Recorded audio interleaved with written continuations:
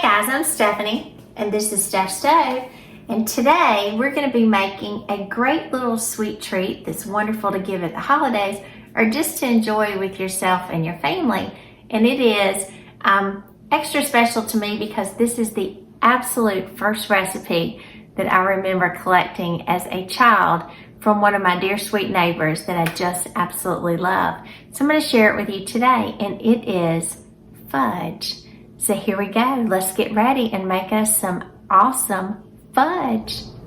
Alrighty, to get this amazing fudge recipe started, we are going to start it off with the one and only condensed milk. This is a 14-ounce container of sweetened condensed milk. And if you've heard me talk about this before, you know this is just some good stuff here. So we're going to pour this in our pan. Now, I do not have my pan or my eye turned on yet. I'm just going to add my ingredients to start with before I turn it on. But look at that lusciousness there. Just good, good, good. And you know, anything that has condensed milk, if that's going to be in it, is it going to be delish. All right, so to our condensed milk, we are going to add chocolate chips. So to these, I'm using Nestle semi-sweet morsels, and you're going to add to these 18 ounces of chips. So this is a 12-ounce package. I'm going to add one 12-ounce package. Make sure I get all of those little morsels out. Don't want to leave any. And then I'm going to add half, or about 6 ounces, to make the 18 ounces of another package. As you can see, we've already got into this. As this afternoon, my daughter made some lava cakes that were just phenomenal. So now we are going to turn our eye on medium-low. So I'm going to turn mine on about 3, and we are going to work these together until that they are melted. And like I said, this is 18 ounces of semi-sweet chocolate morsels. And the reason it's 18 ounces, as like I said earlier in the intro, this recipe was the first recipe that I can remember getting as a child. I had a sweet lady that lived a couple of doors down as I was growing up as a kid, and I was the only little girl in the neighborhood, so it was a bunch of boys, and so I would go down there and I was friends with her sons, and I would just love to hang out with her and do things as well. So one day she was making fudge, and it turned out to be she and I making fudge because I was just fascinated and I wanted to go up there. So I was probably about, I don't know, 7 or 8 years old. I wasn't very old, and just amazed at this fudge that we made. It was so easy and so yummy and chocolatey goodness that I had her write down the recipe, and she said no. She said, I want you to write down the recipe. So she helped me write it down, and I run home and took my mom some samples of our fudge that we had just made and this wonderful recipe that she had shared with me.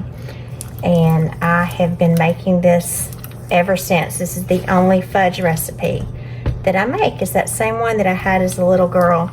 And I just continue to have such fond memories of her. Her name was Miss Mary Kay.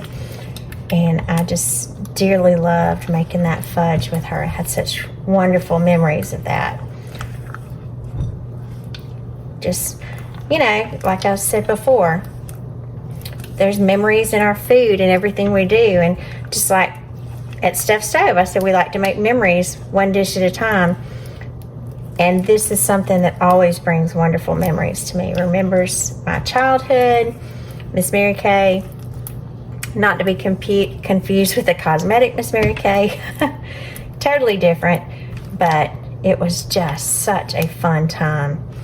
And like I said, how many times have I made this through the years and just kind of remind me of those great times. And that's what food does. So it's always good to remember. So we're going to keep working this around. As you can see, I'm just kind of trying to stir this because we do want this on medium-low. We don't want our chocolate to burn. We want it to melt. And there's not a lot of extra sweetness that we will add. Make sure you're always using semi-sweet chocolate instead of the milk chocolate chips. I have actually made this before with dark chocolate, and it is just wonderful. I personally like dark chocolate. I know a lot of people don't, but that's okay. Everyone's different. So we're gonna work this together and let it melt down. And then we're gonna add just a few more ingredients. And we're gonna be ready to go with some amazing fudge.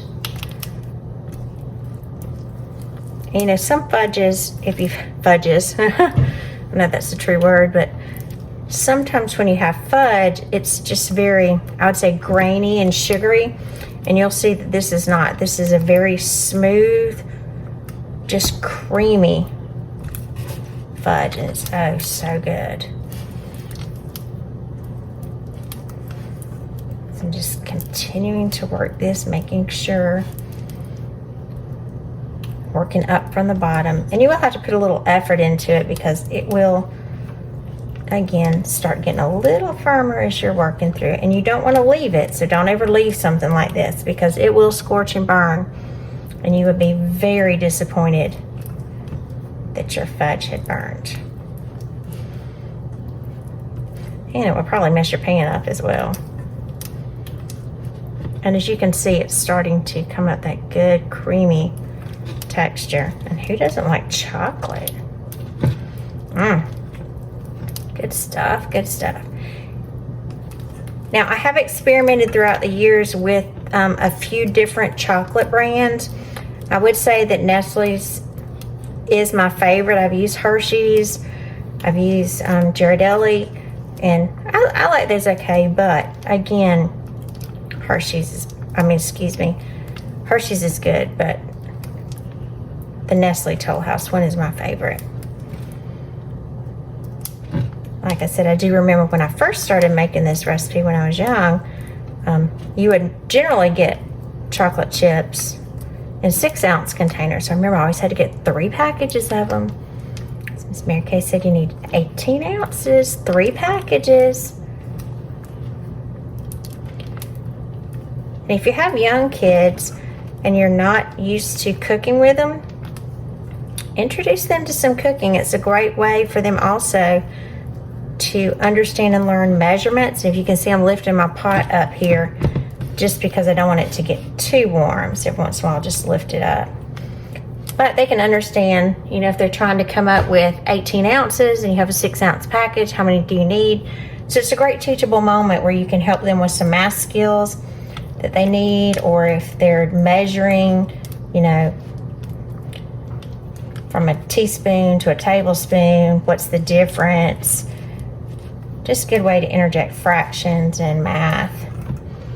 Cooking's always a great thing to do that with.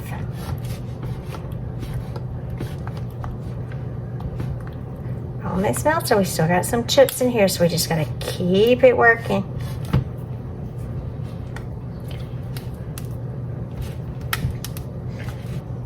Keep it working. And we're going to keep doing this until, again, that we do not see any whole chips as we blend it through. You might want to do a cutting method. Like I said, I'm cutting through the middle, making sure I'm scraping from the bottom and blending well. Because the heat of the chocolate will melt the remainder.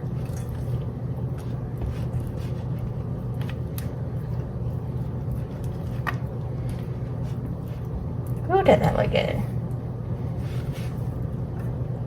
I give your arm a workout too, if nothing else. Like me, you have to start changing arms. Because like I said, we're getting close, very close at this point. And I should have checked my time so I could give you an exact time about how this would be. But again, and you can see, if you can tell, I'm actually lifting the pot up so it won't be directly on the eye. Trying to get that smoothness. Now, I do have a pretty consistent smooth texture. I don't know if you can see that at this point. So at this point, I'm going to turn my eye off. I'm going to give it another good stir, kind of cutting in between. as well. And then we are going to, let me move it off the heat just a tad. We're going to come in and we're going to add some vanilla to this because we always need just a little bit of vanilla. So I've got half a teaspoon of vanilla. And again, you always want it off the heat when you're adding your vanilla. You don't want to add that directly to the heat. That's never a good option. So work the vanilla in, and this will give you a little bit more, let me move it back a little bit. This will give you just a little bit more stirring ability by adding that little bit of liquid too. So you'll see it will be a little bit smoother to do. Oh, isn't that beautiful? Looks like some perfect fudge already. Smooth it down, make sure it's all well incorporated. And as with any chocolate dish you want to do, you always want to add a little dash of salt. So I've got my little snowman. And when I say a dash, just give it one little good shot. And it helps, excuse me, that kind of cut the excess chocolate. Look at that smoothness. Is that not beautiful? All right, now at this point, if you are a nut lover and you like nuts, this will be the point where you would add nuts to it. So I'm going to move this over just a little bit more. And to this, I'm going to add half a cup of chopped pecans. Now, if you do not like nuts, or if for any reason maybe you're allergic to nuts, you could just leave this out altogether. You could even smooth this out and add the nuts on the top. You could always do that, kind of get creative on how you would do this, but my family loves the nuts. I like the little bit of pecans in there. Walnuts are really good in here too. Alrighty, got our mixture just right, and now we're going to get ready and put it up in the pan. All right, as we're getting ready to place this in the pan, it is going to be very important that either you spray the pan very well, and I'm going to spray this with Baker's Joy, or butter it. And if you don't have either of those and you prefer to, you can also line this with wax paper so you can easily lift this out. So I'm just going to spray my pan, which is generally the method that I use. And we are going to put all of our wonderful fudge in there. Let's see, it's cooled off enough that I can hold it very nicely.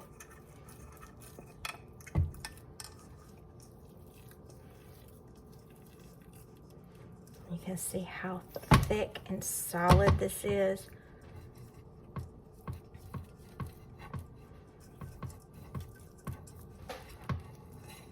Look at that. Look at that fudge. Just beautiful.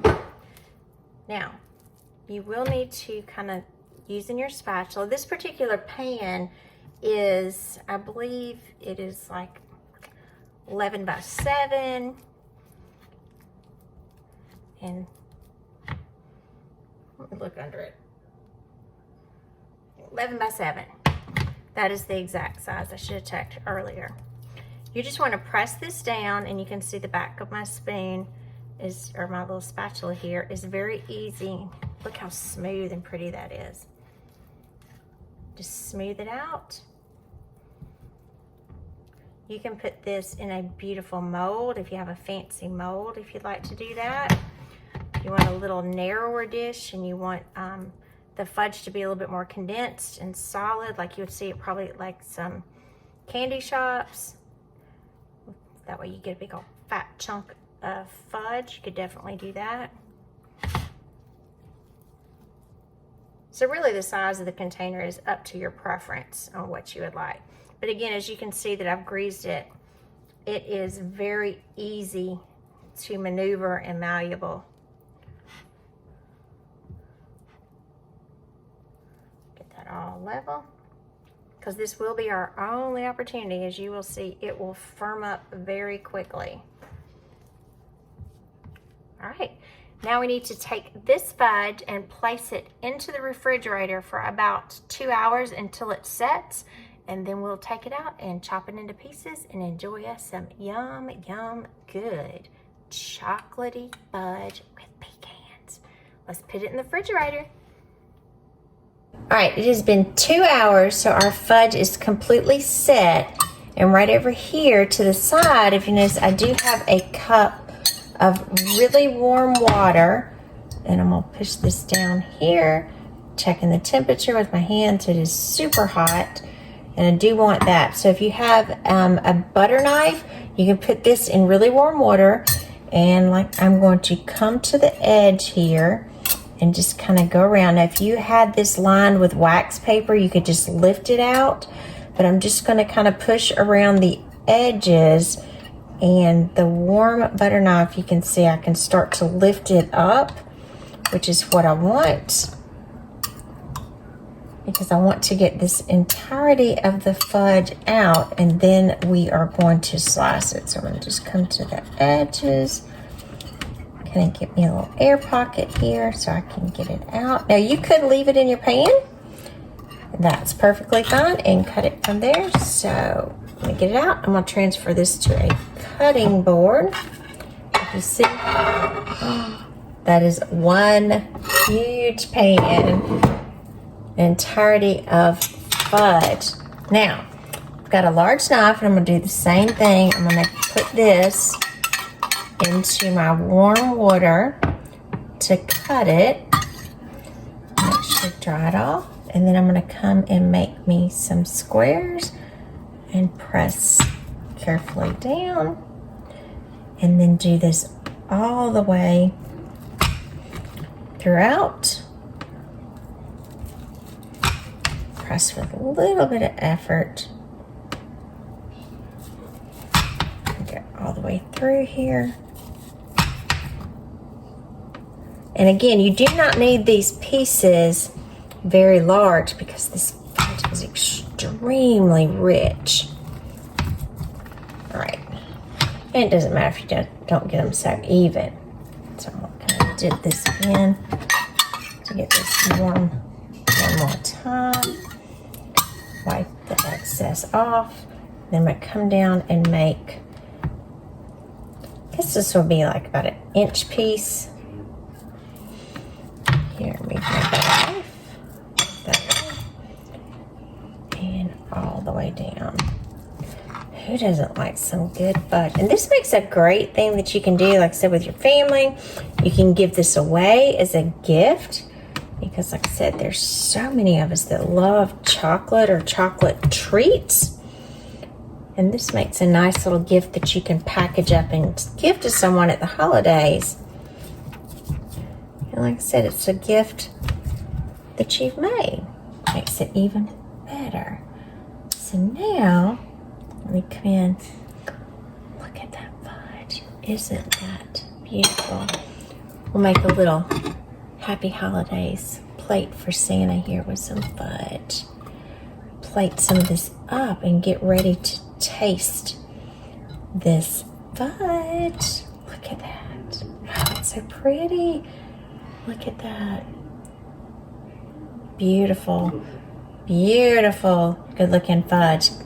I'm Stephanie, and this has been Steph's Stove, where today I shared with you one of the recipes that I remember making as my very first recipe, as it was shared with me because of my love of chocolate and all things of a sweet lady that was a next door neighbor. So I do hope you make this recipe with your family and enjoy some incredible fudge. It's good at the holiday time, anytime. So enjoy you some of this good, rich, creamy, and decadent fudge. Oh my God. That's some good stuff right there.